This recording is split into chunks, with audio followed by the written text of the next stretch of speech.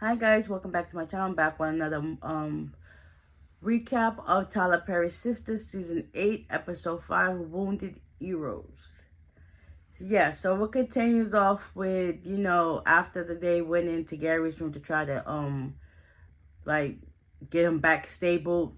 Hudson and Andi are talking. Basically, Hudson calling any person that come in contact with Andi is basically going to die or stuff like that. So basically, he was like, you know how, what's it with men that every time you're around, they flock to like bees to honey or to flies and shit. And it was just like, what makes you, and she was like, what makes you think you can talk to me like that? He was like, well, I just call it how I see it.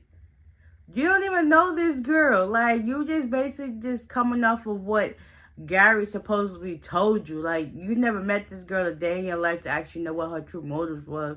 But so basically, he feels as if he can do whatever he wants, and he just has to fall back. So since now he's power of attorney, even the doctor was like, any information you have regarding Gary, you got to figure it out and get it from Mr. Hudson, which is him.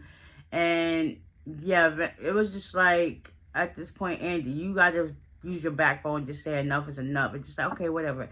It is what it is. So she eventually leaves because I guess Hudson started to threaten her again about, I guess, calling the security to take her out of there, whatever the case may be. So she leaves. She goes home.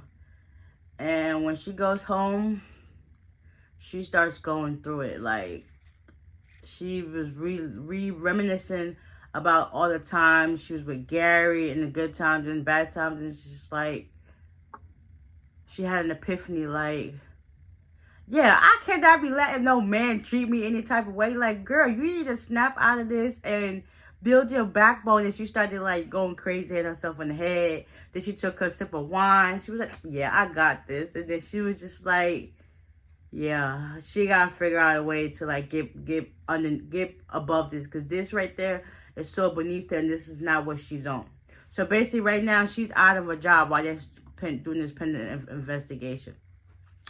Meanwhile, back at the firm, Hayden gets a visit from Miss Marie, and she was like, she basically told him like, yeah, Andi, she's all about her business, but you, on the other hand, you can't do things the way Andi can. And basically, you're only here for one thing, and that's just, to get me off until I get all my money. In other words, that's all she said. She always shut him down. It's just like, he don't never have nothing to rebuttal to say about it. He's just like, well, anyways, nothing. So they're talking or whatever the case may be. And yeah, she just tell her like it is. Like, what you think this was? This is all business. I'm only for monetary gain, and that's just to get my coins. This is what we got. This is nothing. You may think it's something, but it ain't. I'm telling you, it ain't. So now they're thinking about like, so what's the issue and stuff like that? Because now she knows that Andi's out because of Gary stabbing, and she's like, hey, I don't really care. I don't even care. I just want what I want, and that's just what I'm going to get, and after that we can kick rocks or whatever the case be. So she ends up leaving. Fatima and comes to the door, and she was like, what's this all about? He was like, don't worry about what me and Miss Marie are doing. Basically, she knows, but she just like, you better not tell nobody what's really going on between me and her, because that's none of your business. She's like, yeah, whatever, then the case will be. She ended up going back into the conference room to go finish doing some work. And then she gets a call. Well, she calls Zach and basically tells her, like, Hayden is really blowing minds.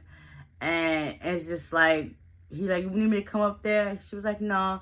First, she was like, can you come up to here for lunch and whatever the case be? He was like, she was like, I can't right now. And then when she turned her back, she's like, I gotta go. And then hung up.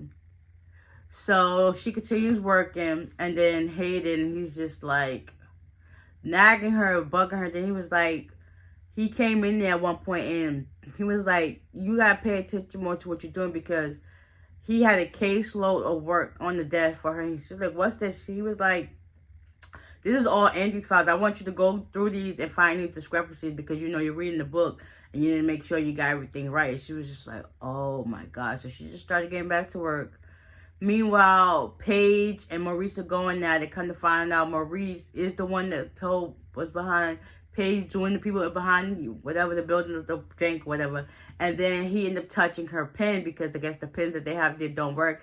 Which is the honest to God truth. Them pens that they have there that they be one used to like fill out for deposit slips and stuff like that, they don't work. So it's like you gotta make sure you come with your own pen, or somebody left a pen, you can get it and use it. He ain't lying. Them pens don't work. They worth a piece of crap. So he finds this pen, and they couldn't find out it was her pen. And it started writing smooth. Next, you know, she comes out, and they're going back and forth at it. Meanwhile, Sabrina's in the office with her man, Lovey-Dovey, and he want her to go to lunch, and she was like, I can't, because these two are going at it. First, she was like, I don't really care about these people. I just want you so we can have us a good time, because I don't think him and her did it yet either. They still on that hiatus of, you know, getting it done, but they ain't get it done. So he got the attitude. You could tell he had an attitude. I wouldn't say he got it. He had an attitude. And he ended up leaving because she couldn't go with him to lunch. So she goes back out there and just like, y'all need to get it together. Like, you go on break, you get back to work. And he was just like, that's not unfair. Why would you give her a break and I still gotta work? And it's like, just get to work. Or you want to go back to doing your fans thing. And he was like, yeah, shut him down real quick. Sabrina, you gotta put your foot down when it comes to Maurice, because he be saying some slick stuff, and just because he's your friend and he work with you, you be letting him slide. Like, girl, put your foot down. Like, tell him like it is. Like, enough of this stuff, okay? We understand you're this, but you don't gotta flaunt it and be like sarcastically nasty every single time somebody comes into your presence. Like, be cordial, be respectful. This is a professional setting. Like, be all about that. Like, what the heck? You acting ghetto and ratchet right now, Maurice. Like, come on now. Tone it down some. So he gets back to work. Meanwhile, Danny, she's going through it with the whole Tony situation. She basically be calling Creature out of the blue and all this stuff. And Creature basically been avoiding her.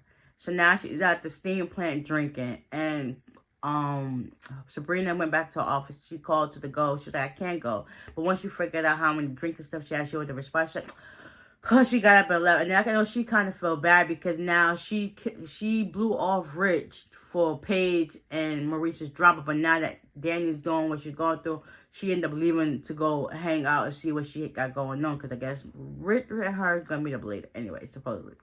So now Danny and Sabrina are face to face at the steam plant. Danny's drinking so much, and she basically was telling her, venting her, like how she overstepped her boundaries with Creature.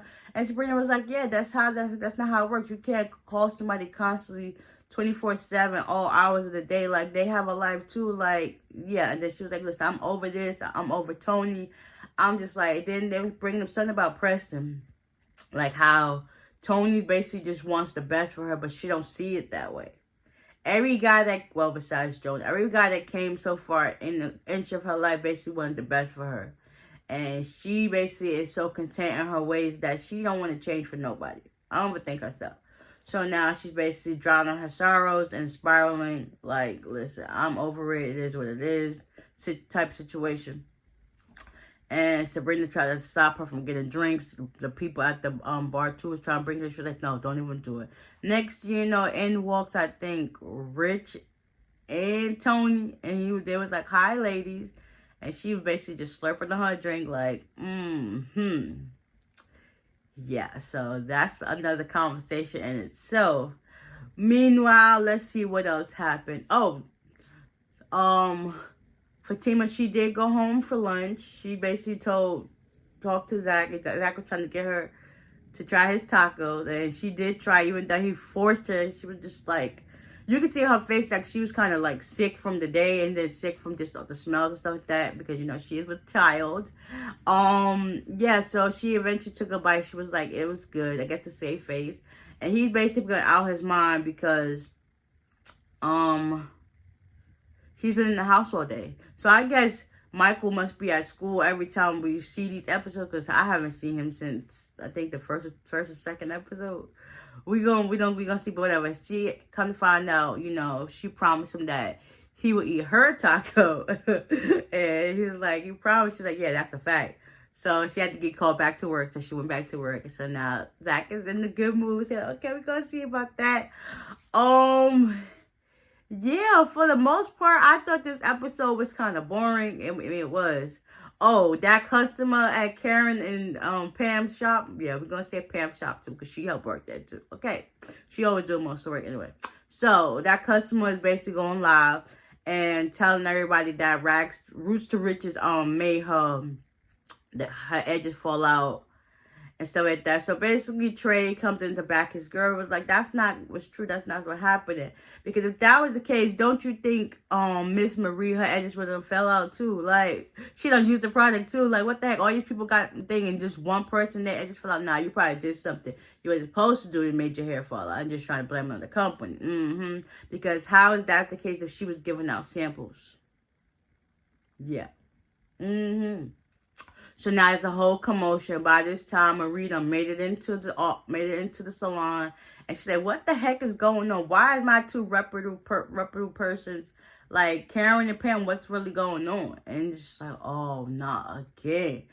Also, while Miss Marie's at the office, I know I left this part. We're going backtrack. She wanted Hayden to check out. They're the people that she's talking about. Her beauty empire that she's invested in. So she went to check out, make sure everything is cool, where the cash flow and stuff is going. So yeah, he don't know that that's them, but yeah, and these people yet again. But anyways, that's another to put under his belt. Like, oh my gosh, Andy is never gonna get out of this. But anyway, so now that's who Miss Marie got Hayden to work on besides her visiting him for some goods. Okay, yeah, let's just say Hayden's going to get what's coming to him because he mentioned Michael earlier when Fatima and them had some words to each other. And let's just say, Fatima ain't playing with him. She's letting him count his days. And then Miss Marie also told Hayden, why do you think Robin came back and kept you on? Because he could have been got rid of you. Like they always say, keep your friends close and your enemies closer. Hayden, you are Robin's enemy number one. Besides Gary, number two. Like, what the heck?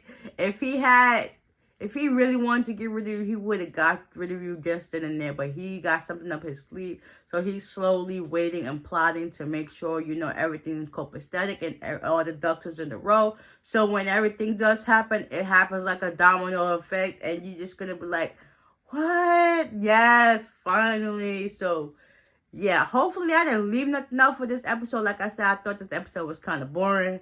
And it just keeps dragging it on and on and on. But next week, it shows at the end. Jordan finally pulls up to Andy's crib with Penelope. And words are being said. Next thing you know, Penelope slaps Andy. And Andy was just like, oh, yes, where was that energy at Penelope when Gary had that chance to knock you to the ground? You should have did a couple of things to him too. Like, bro, let me find out you're only attacking women. Like, you should have got that, man. You could have mad time to like have something up your sleeve to knock him out, whatever the case may be.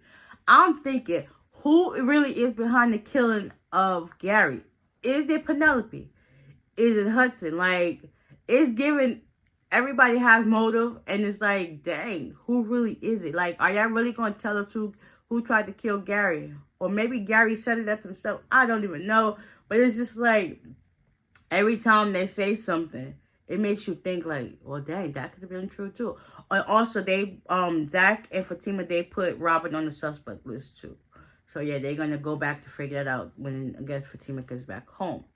So yeah, like I said, hopefully this recap wasn't too all over the place.